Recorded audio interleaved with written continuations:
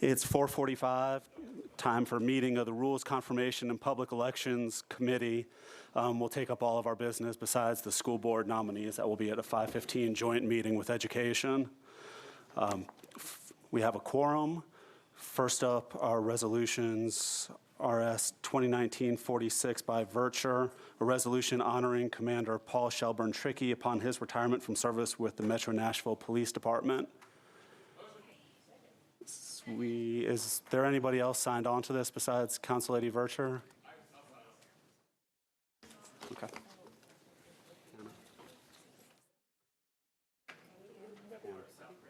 Who needs to sign on to something? I'll go get it. Just keep it. Which one is it? 46.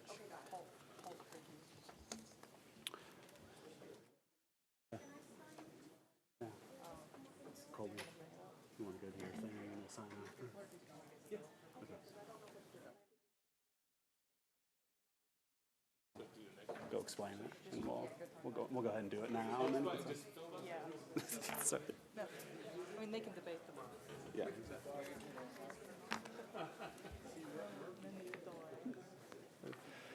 Councilman Sledge, you're recognized. Thank you. While we're getting the bill copy, I did want to encourage all members who have some portion of the South Precinct to feel free to sign on, as Commander Trickey has done a fantastic job leading that office, and they have, I think, really done a wonderful job too about community contact and making sure that that precinct is readily available to any of our concerns. And I think we're getting ready to sign on, so I would encourage any member to sign on. Thank you. Any other discussion? Seeing none. All in favor, raise your hand. If you're on the Rules Committee. Any opposed? Passes 8-0. Thank you. RS 2019-47, Alan Murphy and others, honors and commends David Williams II upon his outstanding leadership and many accomplishments as Vice Chancellor and Athletics Director of Vanderbilt University. Councilwoman Allen. You've got me on. Move approval. Okay. And I just, so I can get the discussion going. Okay. Second. All right. Okay, thank you. I just would love to invite colleagues to sign on to this, and I'll try to get it around. We forgot to do that beforehand, so if we could get lots of signatures, we're going to present it to the family later. Nice. Thank you, appreciate that. Okay. Any discussion? Yes, thank you. This is a redo. As many of y'all know, we passed one on his retirement last year, and unfortunately, he passed away on the day that we were going to present it to him. And so this is one for his family, and so I just appreciate everybody's support on this. Thank you. Thank you. Seeing nobody further, all in favor? Council Lady Lee, you in favor? Councilwoman Murphy, are you in favor? Any opposed? Any abstentions? Thank you. Resolution 2019-48, Van Rees, Welsh, and others celebrates the Votes for Women project, a permanent exhibit set to open at the Nashville Public Library in spring 2020. Is there a motion? Second? Okay. Council Lady Van Rees. Thank you very much. As the actual legislation indicates on this resolution, this is the first in a series of monthly resolutions acknowledging the history of women in particular in Davidson County that were part of the suffrage movement.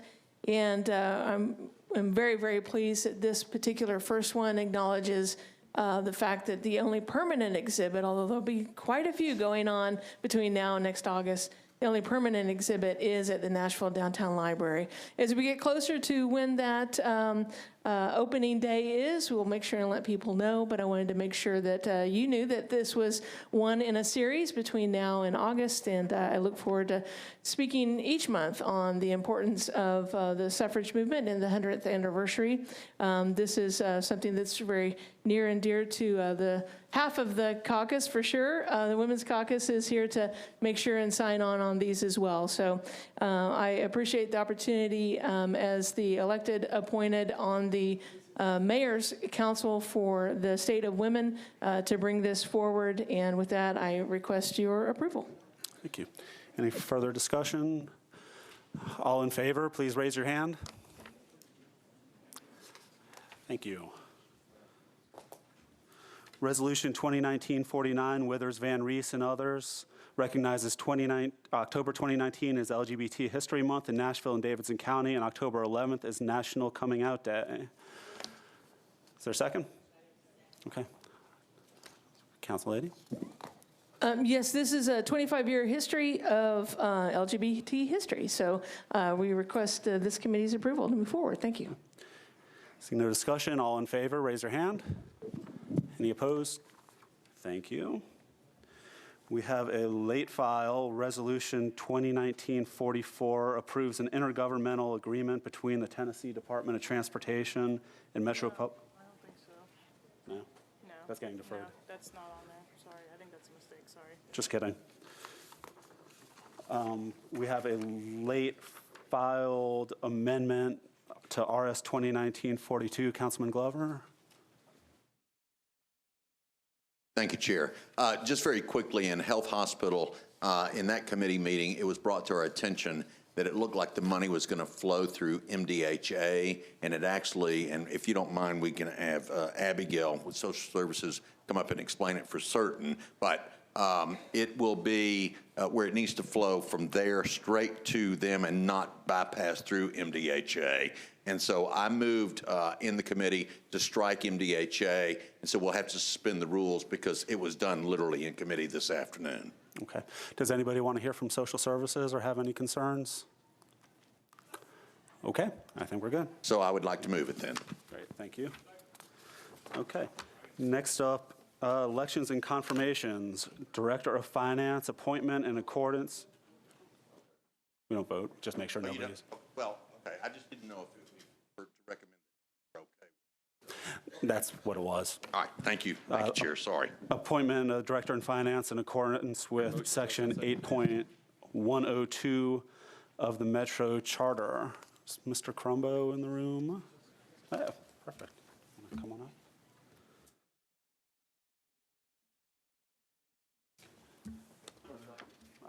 Right in the middle is great. Are there, do I need to do 3 questions?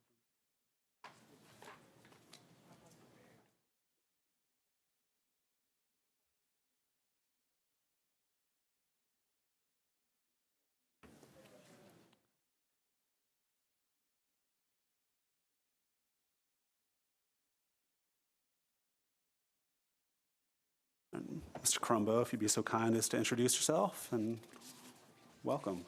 Well, thank you. I'm Kevin Crumbo, and you can hear here the nominee for the Director of Finance position, and I'm excited to serve in that role and look forward to your questions. I think they're searching for a few here. Yeah. Are there questions that anybody would like to run by Mr. Crumbo? We're checking to see if there are any charter requirements that we need to verify, like there are with our boards and commissions.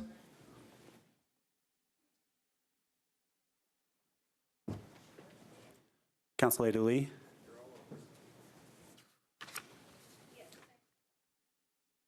Sorry. Okay. Yes, thank you. It is my understanding that you wanted to end the inpatient services during Mayor Berry's term. So talk to me a little bit about your commitment to adequately funding General Hospital and what your feelings are on that now, please. Sure. Just one moment.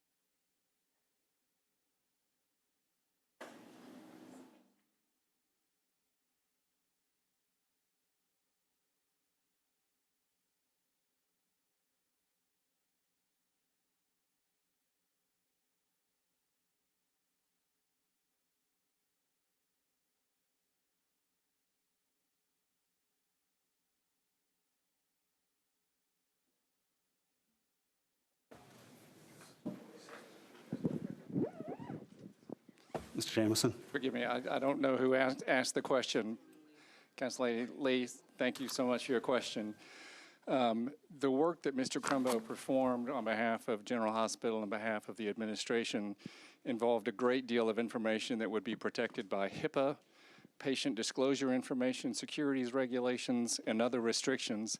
If he talks about it too freely here, that would render him vulnerable into allegations of violations of patient confidentiality, patient record confidentiality, and other information.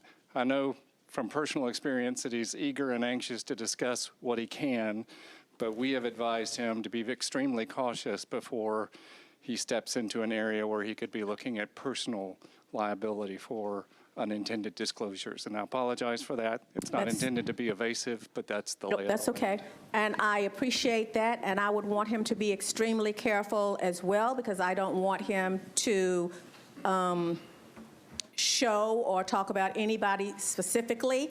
So my question was, I guess, overall, not getting into any kind of personal information or anything, about your commitment and thoughts on fully funding General Hospital's inpatient, and that's what it is. I don't want to know any names. I don't want to know any specifics. I'm just about that in general. Well, sure. So I don't think I'm prepared to make any commitments at this moment as to the financial outcomes with respect to General Hospital or any other. I will say, with respect to the work I've done in the past, I cannot unsee that. On the other hand, that was directed by a prior administration, a prior law director, and so forth. And my view about General Hospital, as other agencies of the government, is that I'm going to be taking a fresh look at everything at this moment, our overall financial position, as well as whether it's General Hospital or any other. So if you're looking for a commitment, I can commit to a fresh look, but I can't commit to any specific outcome or policy decision that will be made by this administration. All right. Thank you for your answer. You're welcome. Thank you, Councilmember. Councilmember Stiles? Thank you. My question is, what is your stance on outsourcing and its possible impact on Metro employees should that opportunity arise? So can you be more specific about outsourcing? Are you thinking about a particular area, or just generally how I feel about outsourcing of services? Or It is a general question, and then it gets a little bit more specific. And should you be in that position, what would your stance be?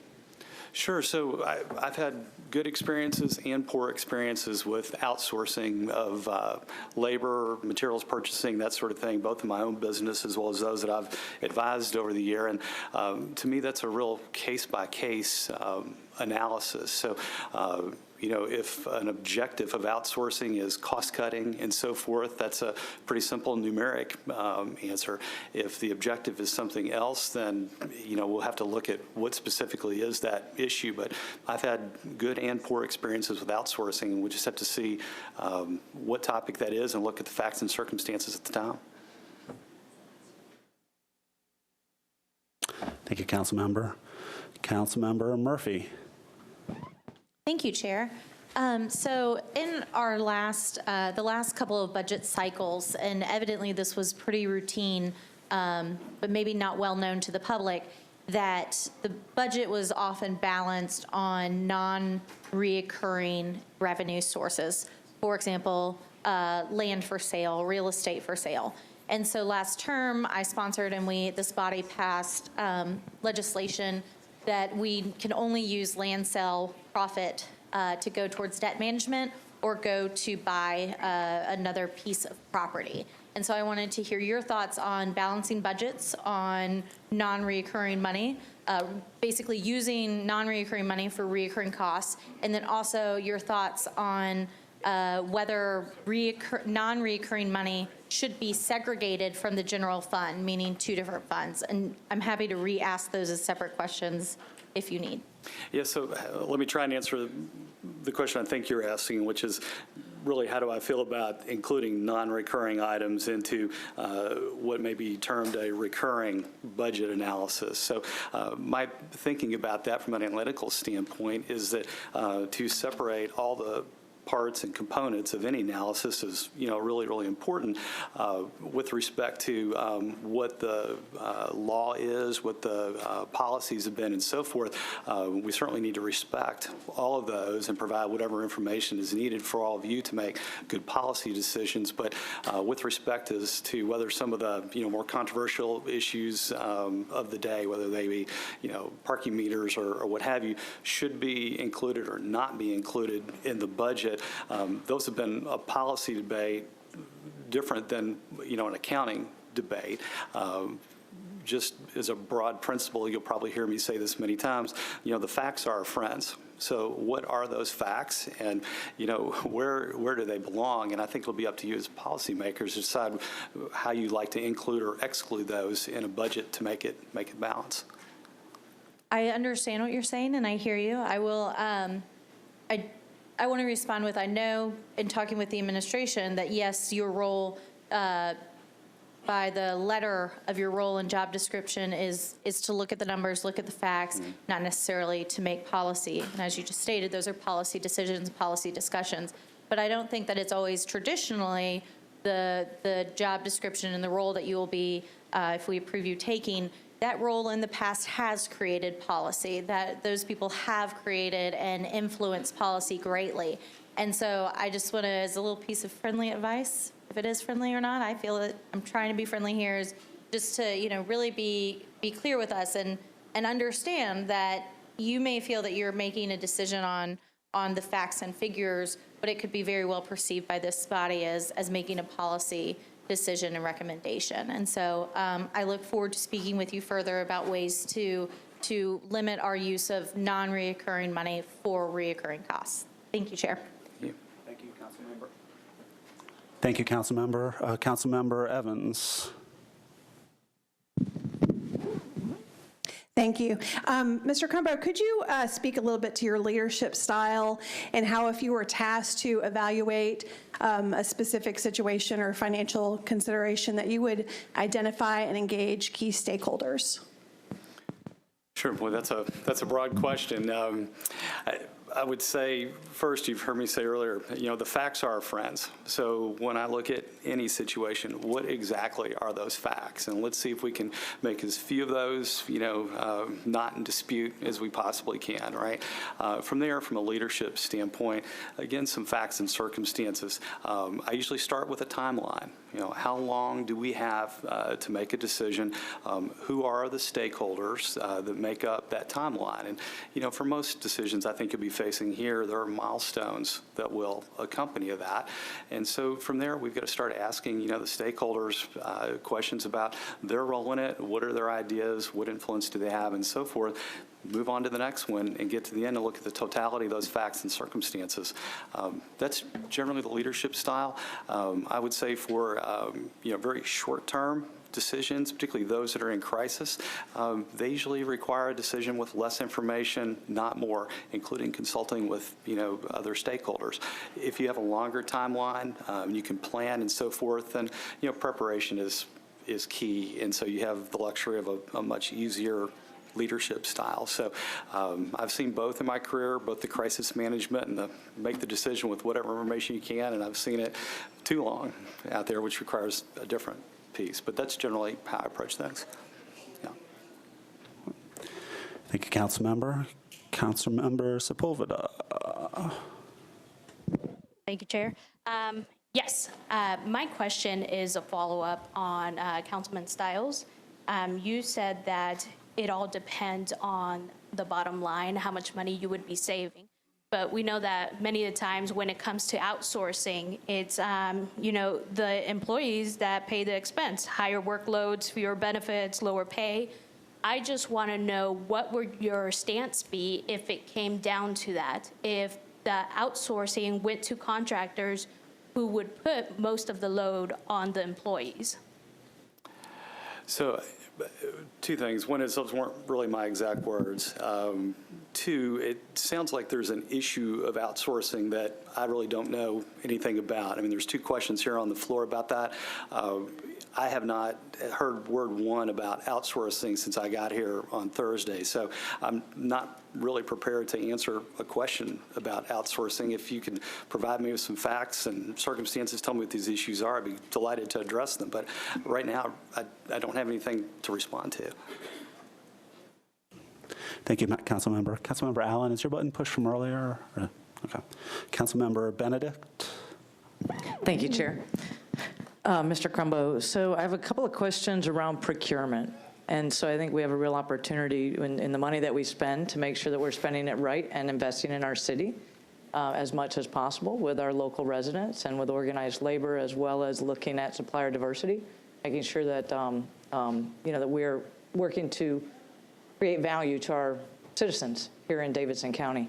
Could you speak to me about your commitment to work both with organized labor as well as any knowledge that you have from the prior administration's initiatives with regards to supplier diversity? And with such knowledge, I mean, I may want to take this in two parts for you, but do you have any knowledge of their policies and any ideas about whether you would change them or not? I really don't. The work that I've done previously really didn't touch on labor unions. I've had a lot of experience on different sides of the tables with unions over the years, particularly in the automotive industry, and quite frankly, down the street with the musicians union at the Nashville Symphony. And organized labor has been a controversial topic since its inception. And from an academic standpoint, my learnings are that organized labor has brought us a great many things, right, including healthcare and other things that we see in an employment environment. On the other hand, it's been quite the thorn in the side of management teams that have tried to change companies and so forth. But, therein truly comes back to the way we manage here as Americans. So I don't have a better answer for you about the metro government at this moment. Nobody's talked to me about unions prior or present, so I'm sure I'll have a great deal to learn about what those issues are. Thank you. Thank you, Councilmember. Councilmember Roberts. Thank you. You seem to have somewhat performed miracles at the Nashville Symphony and the Nashville Zoo. I was just wondering if you could share with how you turned around their finances and comparing what you could do for Nashville. Yeah, so I guess a few things there. One is it wasn't just me at any of those organizations or any of my clients. I mean, somebody asked the question earlier about leadership style and the way you go about a restructuring. I would say about the two that you mentioned, consensus building was extremely important. And the symphony is the one that I've spent the most time in terms of true restructuring with. My work with the Nashville Zoo, they had more growing pains than they did, anything that really had gone wrong with them financially. But I would say first with the Nashville Symphony, they were, very much in position of circumstances where they had built a hall, roughly 2006 or so. It's roughly a $130 million concert hall that seats less than 2,000 people, right? So I'm sure some of you could quickly do the math in your head and realize you couldn't sell tickets 24 hours a day to overcome those types of obligations.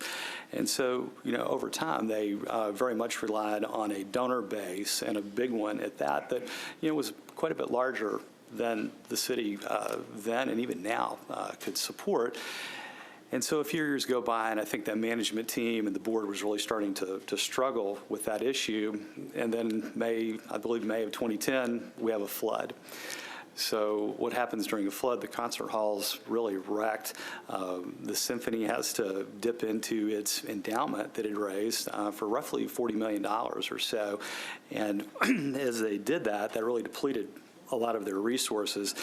And as they started to reach into that, the market was already down from the 2000 recession. So investments that they had made during that period, they were liquidating at a rather low rate. And so as we collected the facts and circumstances there, talked to the stakeholders in that, determined what was going to be important. All roads led back to, first, has the symphony done everything for itself that it possibly can under the circumstances? And I think that when I first got working with them, the answer was almost. There were a few things left to do. From there, it was a matter of could you either raise enough money or earn enough money to pay back the lenders. And much like Nashville, it had a very complicated set of lenders. Not only were there bondholders at the time, there was a letter of credit. A lot I could say about the interest rate swaps and things. Many of those elements, which I observe here, for this organization. And so what I would say to you first and foremost about that is that I think that Nashville will need to show that it has done everything that it possibly can for itself, the government for itself, in terms of its cost being aligned with common metrics, best practices, and so forth. And then it's going to have to look pretty hard at what more can be done there, what revenue needs to be potentially raised to match the growth of the city. I think all of those issues will be, extremely important. And so the symphony, I think, is very comparable to where we are and probably the approach that I'm going to be trying to guide there. The zoo, again, the zoo is going to see, I think, more than 1 million visitors this year. I think it may be north of that. I don't want to set expectations too high, but they've been out of space, out of capital, out of parking, not because of bad management, but because of fantastic management. And so they've really felt the growing pains. And that, too, I think, is where I see a lot for Nashville.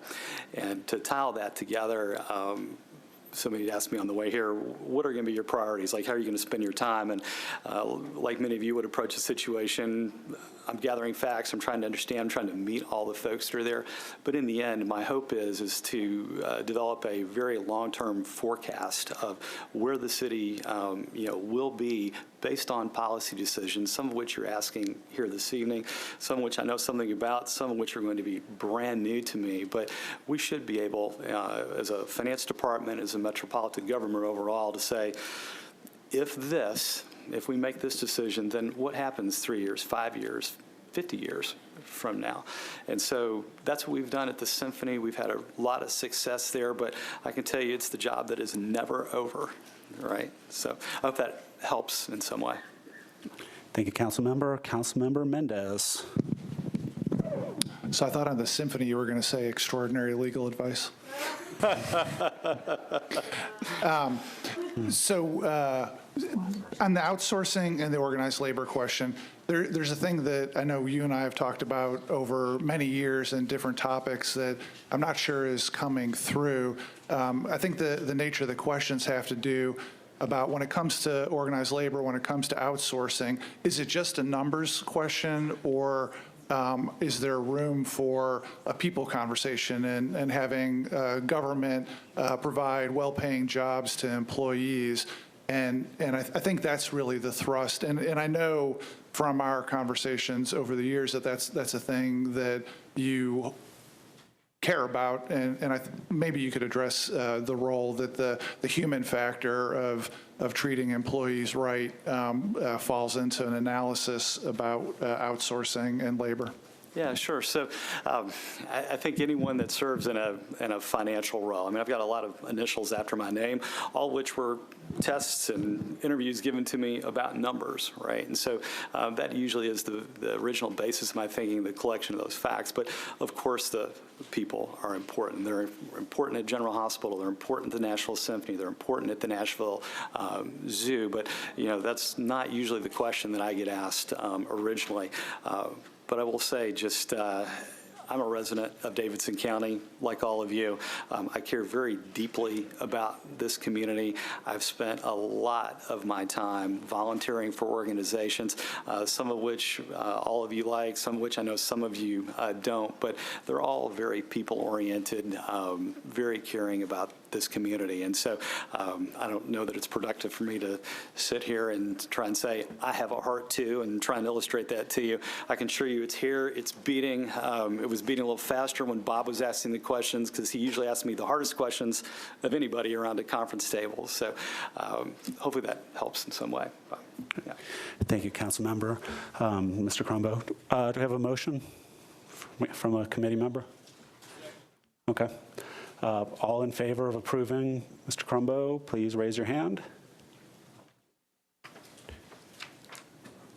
All opposed? Any abstentions? Okay, 8-0. Thank you, Mr. Crumbo. And that concludes business of the Rules Committee. We will reconvene for a joint meeting with Education in just a minute. Thank you.